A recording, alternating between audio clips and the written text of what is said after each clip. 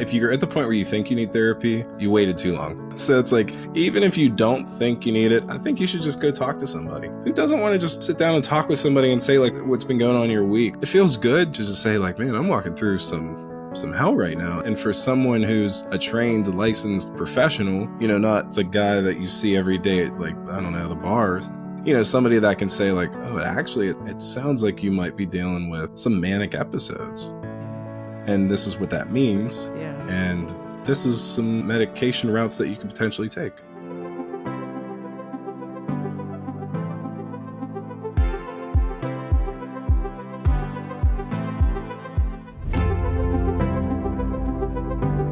Welcome to the Unfiltered Minds Podcast, the only culturally diverse podcast where we discuss ways to destigmatize mental health, as well as promote self-seeking behaviors amongst our youth and family members struggling with ADHD or depression. Now, here's your host, Jane Levy. Hello, everyone. Welcome to the Unfiltered Mind Podcast. This is the platform where we discuss ways to destigmatize mental health, as well as promote self-help-seeking behaviors amongst our youth and their family members. We have our guest speaker today. Mark is the author of several books with his best-selling, self-published, and inspired memoir of Dad's Kiss Your Son. It's the #1 best-selling on Amazon. Your book brings a whole new level of substance to being a dad, Mark. The book is backed up with scientific research on numerous behavior studies. In your book, in your own words, you wrote, I write, speak, and coach to remind people that you are not as far away as you think you are. Success is just up ahead. You also help people with publishing their book, and you are a life coach. Welcome, Mark.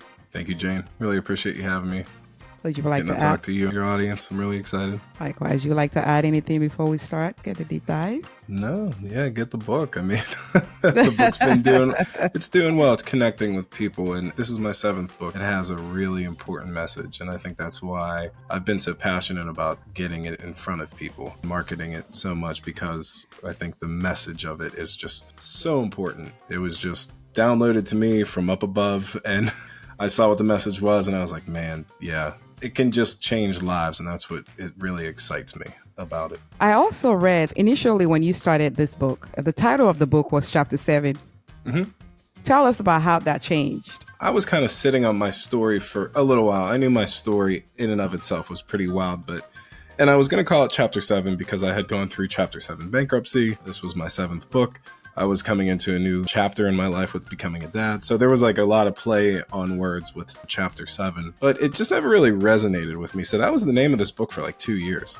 And I tried to write it several times, but again, it never resonated. It just wasn't clicking. And a friend posted something on their Facebook. I don't even remember what their post was, but my comment was simply Dads Kiss Your Sons. And it hit me like lightning. I was just like, oh, that's the name of the book. I was like, well, okay, my story's crazy. And I went through a lot of sort of trauma, and I went through a lot of different things. My dad's story is crazy. And I went through all this stuff, but I was like, why am I sharing it? What's the point?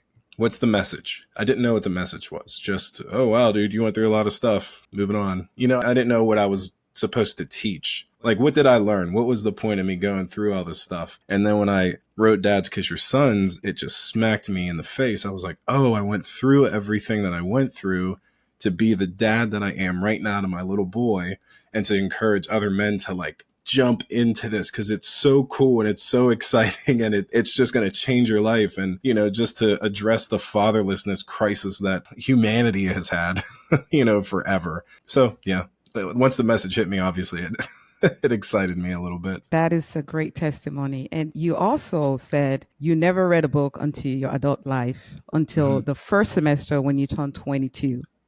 Tell us about that book that you read. Wow. You did do your research on me. I sure did.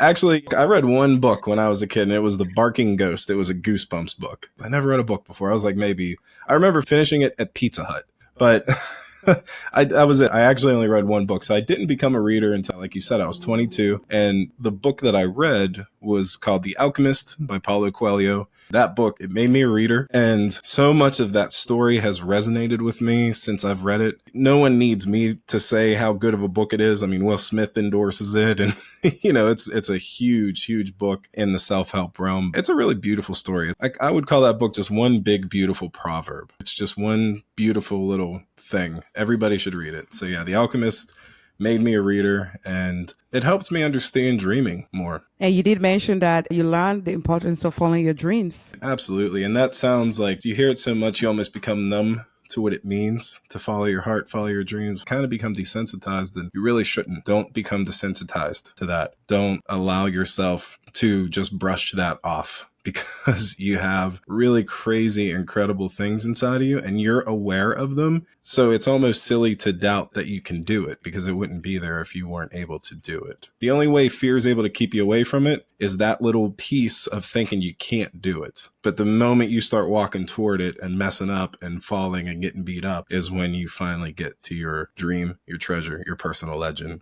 as they talk about in that book. Your book, Dad Kiss Your Son. Who are you speaking to? Is it only for guys? No, it's an inspirational story. That's kind of the easiest way I could put it. It's really resonated with a really large female audience. I've gotten a lot of response from female readers. I was doing research on who my readership would be, because I was initially putting together a book proposal as opposed to doing self-published. I was going to go the traditional publishing route. So I had done heavy research on who I thought my readership would be. And I was kind of honing in on millennial dads. And a lot of research is showing that millennial dads have incorporated being a dad into their identity. And that never really happened in prior generations. Like generations prior to millennials, the men really weren't seeing fatherhood as part of their identity. Identity was really mixed up in your work and your job and what you did, and not being a dad. And that's all flipped now. So the other part of that research was showing that millennial dads are saying that there aren't a lot of resources out there either for being a dad. So I'm definitely speaking to that generation of fathers for sure. But again, the story itself is, it's not a how-to on dadding. It's not, this is the kind of crib you should get. These are the diapers you should get. It's my story of a broken, terrible childhood, a crazy dad story, coming through adversity, chasing dreams, accomplishing dreams, finding dreams, getting crushed, finding fatherhood, and everything that fatherhood has held. Like, that's what the book is really about. Amazing. So it's really for everybody. Yes. Amazing. I heard that. I can't wait to read it. And that's actually on my list this weekend to actually. Thank you. Oh, nice. That. Yeah. I can't wait to hear what you think. Yes. I'll definitely give you my feedback. Yes. Thank you. Yes, please. Let's talk about your lows. So you struggle with depression. And tell us what led to your depression. My depression probably started back when I was around, I think 12 years old, maybe 13 years old. That's about as far back as I can remember. Because I remember coming home from school, and me and my mom never had a good relationship. My first memory was seeing my mom cut her wrist with a steak knife. Her and my grandma were having just like a crazy fight. My grandma grabbed the knife out of her hand, threw it in the sink. But that's my first memory. That's the first thing I remember as being little. One of the first things. And we just never had a good relationship. She was a single mom. She worked a lot. I don't tell the story to come down on my mom, and I never actually name her. I don't, publicly or, anything like that. Because my intention isn't to bring hell on this person. It's not about unforgiveness. I'm just telling the story that I lived. So this is where I was when I was a kid. We just had a really terrible relationship. And I remember I would just come home from school, and she was usually at work. Sometimes the cable was turned on. Usually it was turned off. Sometimes the phone was turned on. Sometimes it was shut off. So I remember just going into my room and staring out my bedroom window for what felt like hours, just kind of staring out into nothingness. And that's when I remember really feeling depression getting me. And the only thing that would get me out of it was music and playing guitar. And I listened to heavy metal music. I sang in a heavy metal band in my earlier 20s. But I would just play music. But that's as far back as I can remember as when it started. Since then, it's been something that I've dealt with. Depression and anxiety have both been by my side since then. And I take 40 milligrams of Celexa every week or every day. I never miss it. I do therapy every single week. I don't miss it. I exercise, I read, do a lot of things that connect me with myself and the things that bring my mind some calm and some peace and that I can treat my depression with. to be honest, I haven't experienced depression as much. I would say the last couple years. I still take my medicine every single day. I still do all the things that I know are the tools probably helping me feel that the depression isn't there. It's still there, but I just don't experience it as much lately. Now, anxiety, that's a different story. He still hangs around. He's pretty prevalent. And I do the same things to kind of deal with that, but some days are better than others. You know, when you have a bad day with it, no matter how much therapy, meditation, good eating, exercise you've done, sometimes you just have those days where it's there and it's not going anywhere, and you just have to sit through it. But at least you're doing something about it, because a lot of men just suffer inside. You know, that was a big part of the research that I was touching on in the book, and especially when how important it is to talk about your mental health when your partner or your wife or your girlfriend or your fiance or whatever is pregnant, because understandably so, all the attention should be on mama, because her body is going through some stuff right now. And when Kai's mom was pregnant, she was throwing up 8 to 10 times every single day. I mean, so she was just always sick, always sick, always sick.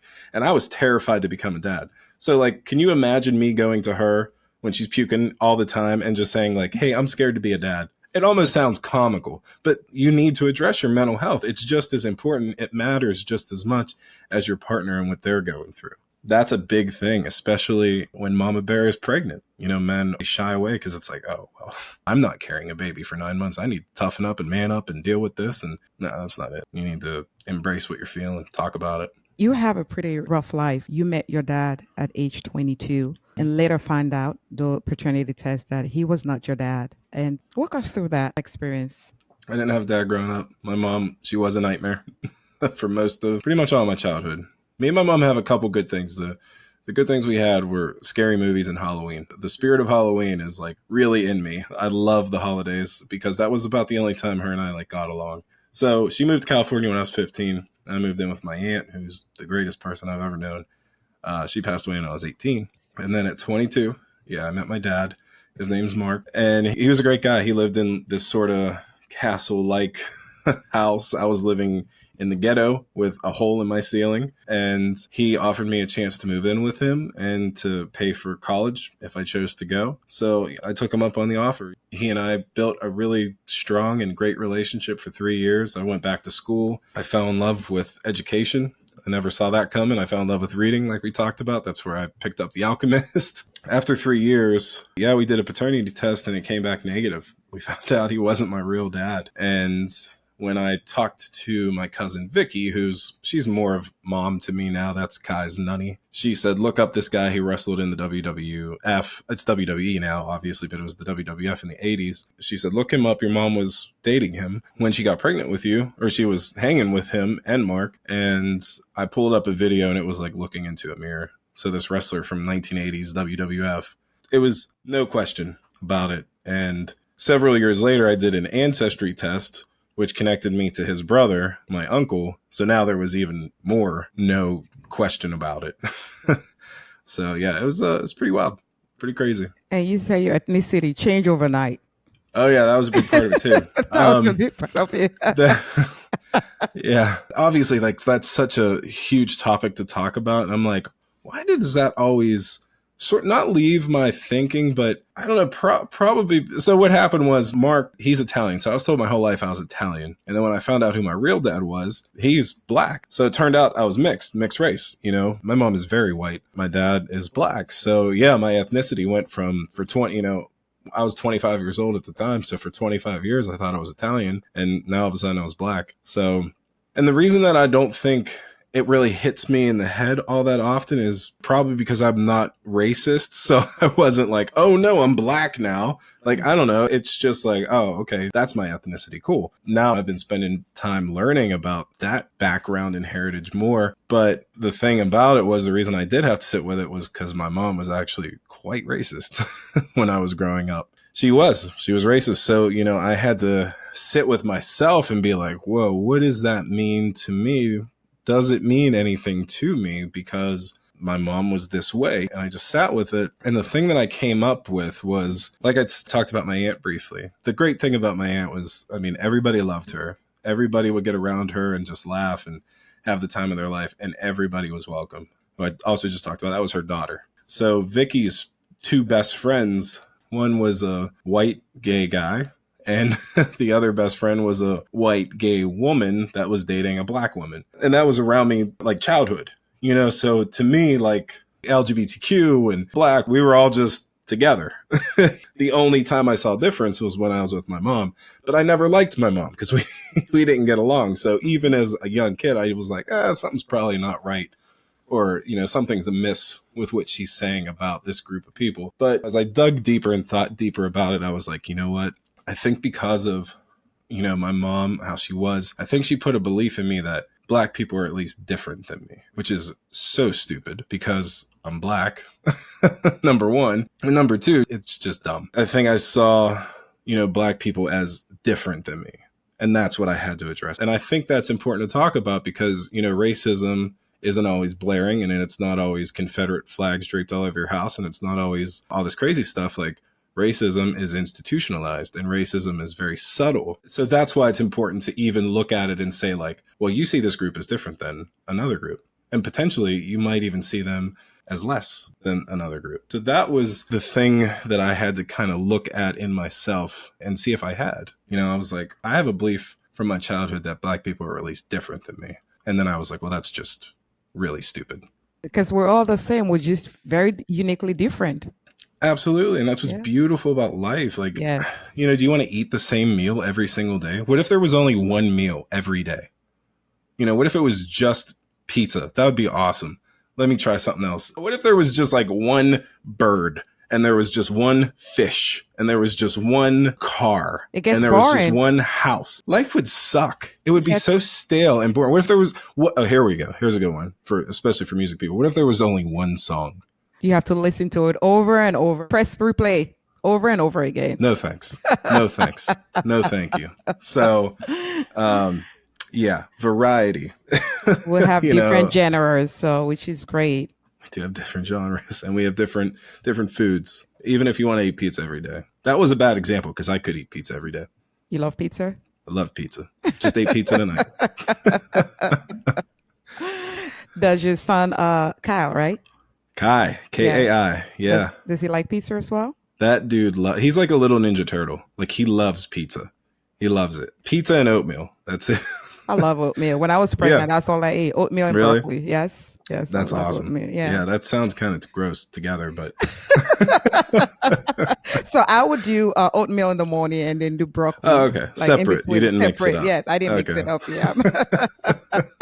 Yeah. Yeah, that little dude, he loves pizza. So I just gave myself away. I had pizza 2 nights in a row. There you guys go. But anyway, and he doesn't always eat his lunch. It depends on the day. Sometimes like I give mac and cheese or SpaghettiOs or, something. And today they were like, oh, he crushed his lunch. I was like, well, it's pizza. They were like, yeah. Yeah. So nice. At that age, they say give them what they want to eat. I know. But that's also when you teach them good eating habits. Well, glad he likes pizza.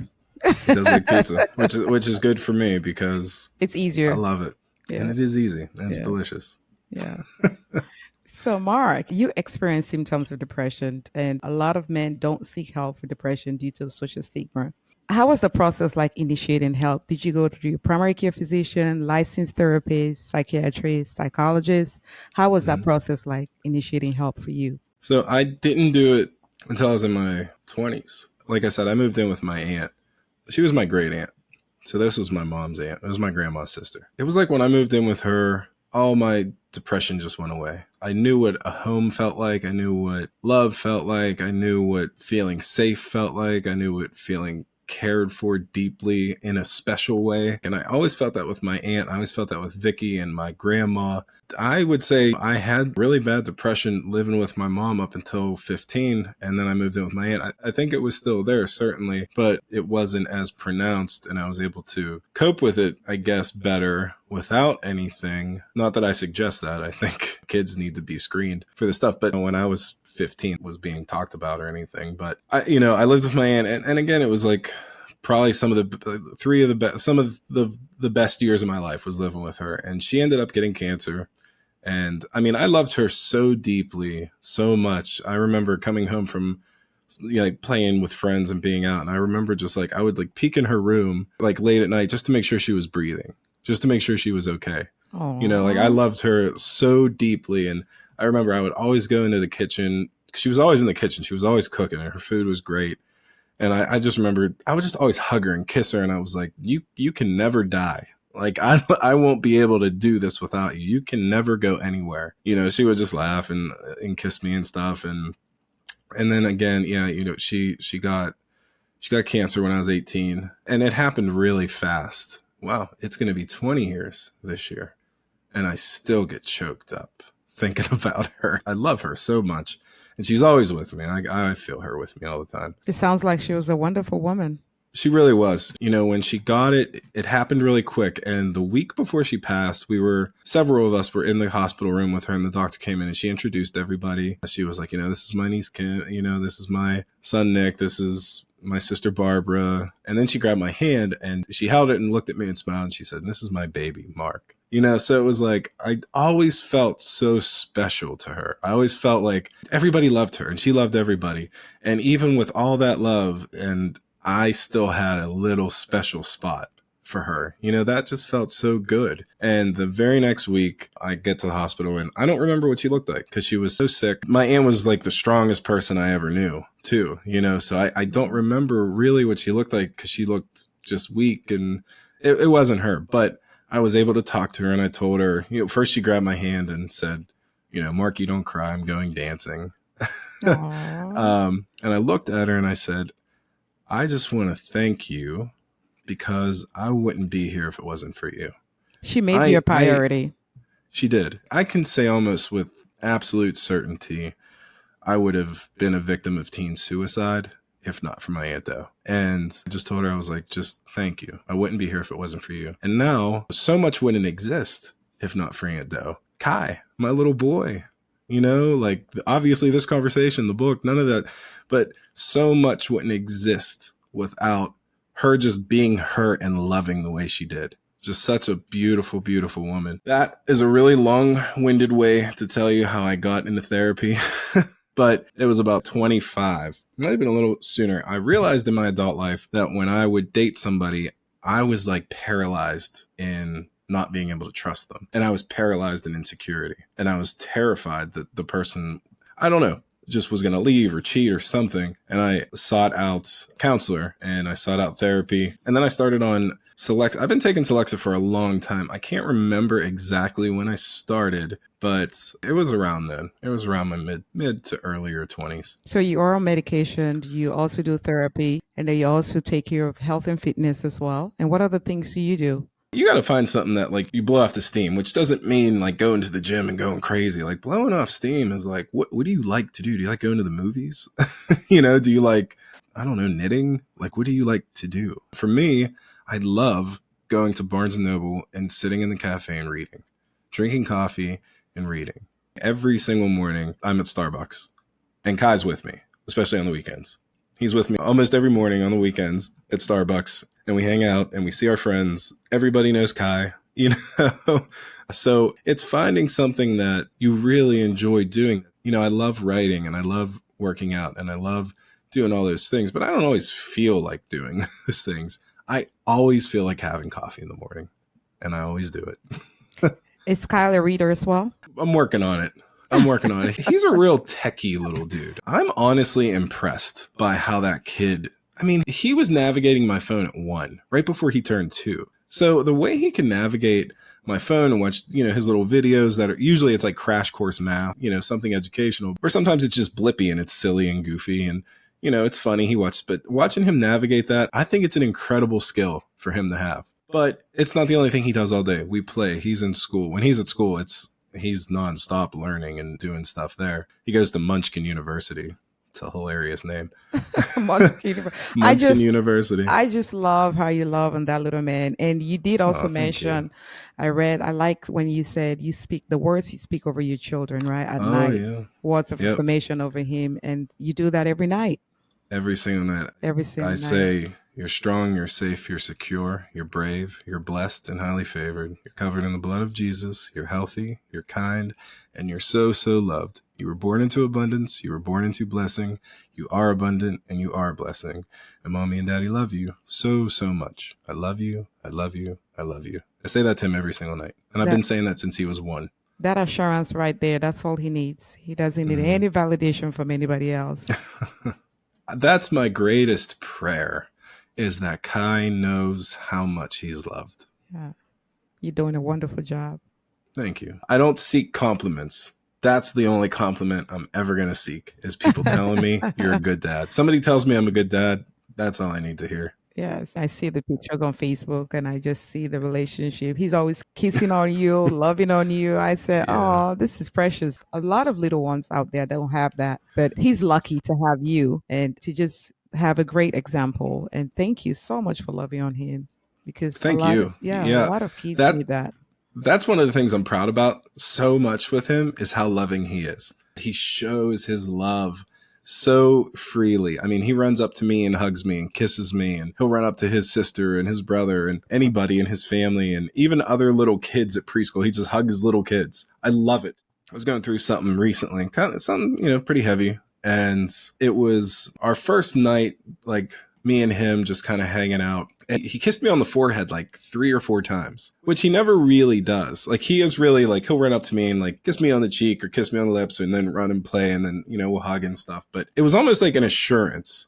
I was like walking through something and like he just kissed me on the head.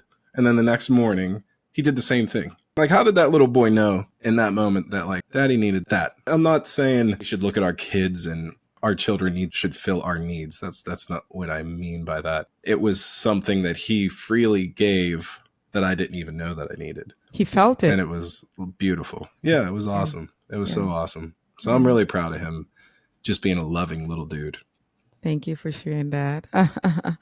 So now, what is your perspective on mental health prior to now, that you struggle with depression and anxiety? What are your perspective now?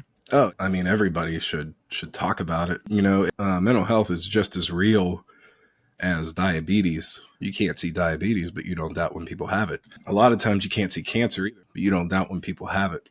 You really can't see a cold, but it's real. It's there. Mental health's the same thing. It's the same thing. It needs to be treated with the same sense of urgency that you would treat any illness that you have or you potentially have. You want to get it looked at and you want to get it worked on. And I actually think that it's becoming more destigmatized than in the past because of beautiful things like this right now that you're doing, this beautiful work that you're doing. This is being done and people talk about it more freely, and people that look like me who have a neck tattoo and broad shoulders and, I'm 6 foot tall, I'm talking about it. And, it's just part of the conversation. And it's so important for people to just know, like, see, that's depression's greatest strength. Is it somehow able to make you think you're the only person that's feeling this. It somehow gets you on an island, or makes you think you're on an island. It makes you think nobody else can possibly be feeling this or thinking what you're thinking. And then it starts to just deteriorate and corrode and demolishes you because you don't say anything. Because the moment you say something is when you see someone like me, like on social media. I mean, I don't have like 1 million likes or anything like that, but I've been really blessed these last few months with the book releasing, that it's been doing well. And like the media coverage I've been getting like blows my mind. So you look at that stuff and it's like, well, that guy can't possibly be feeling anything. Yeah. You look at really successful people, but even the people that are just right here, right now, like you look at them like, oh, my boss can't be. No. Like, we're all walking through this. I think more people have depression than don't. It's interesting you said that. It's not only me having this platform, it's having people like you that's willingly to share your story with the world. Because the more representation we have, the more people see that, and the more people are open to talking about it. Like you just mentioned, you have cancer, other physical illnesses. People are open talking about it. They have support group. But when it comes to mental health, there's not a lot of representation, especially in the Black and the brown community. So I wanted to have a platform where it's going to be culturally diverse, where people can just come and share the story. It's beautiful work. And I just want to say thank you for doing it, because you're touching people's hearts and minds that need to be desperately touched. Like I talk about in the book a little bit. I'm like, if you're at the point where you think you need therapy, you waited too long. So it's like, Even if you don't think you need it, I think you should just go talk to somebody. Like, who doesn't want to just sit down and talk with somebody and say, like, what's been going on in your week? It feels good to just say, like, man, I'm walking through some hell right now. And for someone who's a trained, licensed professional, not the guy that you see every day at, like, I don't know, the bars, somebody that can say, like, oh, actually, it sounds like you might be dealing with some manic episodes. Yeah. And this is what that means. Yeah. And this is some medication routes that you could potentially take. You brought up an interesting topic because a lot of time people only think that they have to go to therapy when something is wrong. So, but if you have something like a coach or preventive measures that you have in place, and you can just go to therapy if you're stressed and you have like an important decision to make and you just need another perspective from someone that doesn't know you at all and just give you a fresh eyes on things. A lot of times, a lot of people think they just need therapy. They only go to therapy when something is wrong.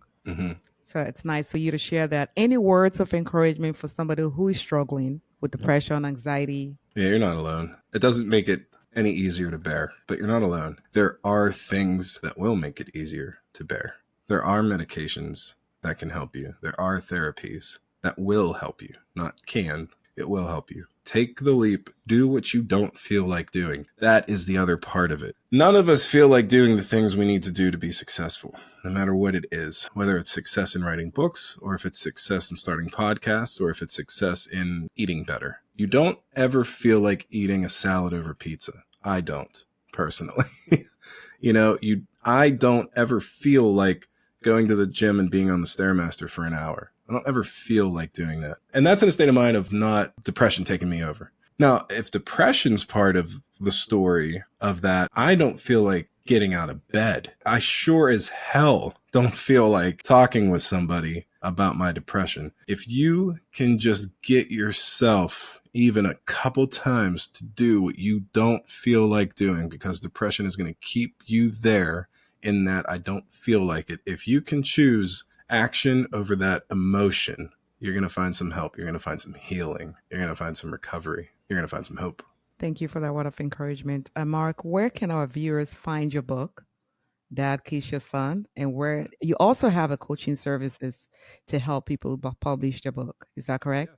Absolutely. Yeah. So you can get the book anywhere you get books. If you go to a Barnes & Noble, they can order the book. Or you can go to Amazon. It's in ebook, it's in paperback, and it's in hardcover. So it's available in all formats. I'm working on recording an audiobook for it. So you'll hear my lovely voice reading it. So yeah, you can get it anywhere. Yeah, and I do coaching. So I help people self-publish, and I can get you on the track to very likely making your book an Amazon bestseller. There's a couple pretty simple tactics to do that. And a lot of services out there are charging people literally like $10,000, like some asinine, insane amount of money. I don't do that because I did it myself. I read articles and I watched some YouTube videos and I read some books. Then I put it into practice and my book hit bestseller in several categories. #1 bestseller on Amazon in several categories. And I didn't pay $10, $20, or $30,000 to do it. I can't wait for you to record it, because when I was looking you up, the first thing I did was go to Audible to see if the book was available. I wanted to. I keep hearing that. I have to do it. I have to do it because you're not the first person to say that. It's something I never thought about, really. I put it out and here you go. So many people are saying that. Now I'm excited because I've never done that. I can figure that out. And you should read it in your voice as well. What's that? I say you should record it in your voice because it's always nice when it comes from the author itself that wrote the book. Yeah, and that's what I want to do. There'll be certain points that I'll know that should be emphasized and in certain ways. Because I put a lot of science in there, so it'd be funny if I mispronounce a term. It's like, oh, the author didn't even know how to say this word right. But whatever. I guess that's fear trying to tell me not to do it. We'll look forward to it, Mark. Thank you. Anything else you would like to add before we close? #1, thank you, Jane, for having me. Can't thank you enough for giving me a chance to come here and talk with you, have this beautiful and what I feel is a super important conversation about mental health and, encouraging people to take care of their mental health, just like they take care of their health itself. And my final word, just talk about it. I know where you're at. You don't feel like doing it. You don't feel like doing much. If you can just get yourself to choose action over that emotion, you're going to see a lot of stuff change in your life. You're going to find a lot of healing and a lot of hope. And I'm really excited for you. I'm talking directly to you. You're depressed, you don't want to get out, you don't want to do this thing, do it. Get up, do the thing, talk to somebody. You can even do it over Zoom. You don't even have to get out of bed. Just do it. Please. Please. People need you. People need your story. People need your essence. People need your love in your life. And, my Aunt Do didn't have a social media account. All my aunt did was love. She loved so much. And because of her love, whoever I touched maybe one person because of her just doing what she was here to do. You know what I mean? Yeah. So you need to do the thing and cause that ripple effect on the thing that you need to do. People need you. There's a story that needs you to be part of it. Amazing. Mark, on the Unfiltered Mind podcast, we'd like to amazingly thank you for your time and for joining us here today. Thank you. And you stay blessed, and I'll come talk to you soon. Thank you for listening to Unfiltered Minds podcast.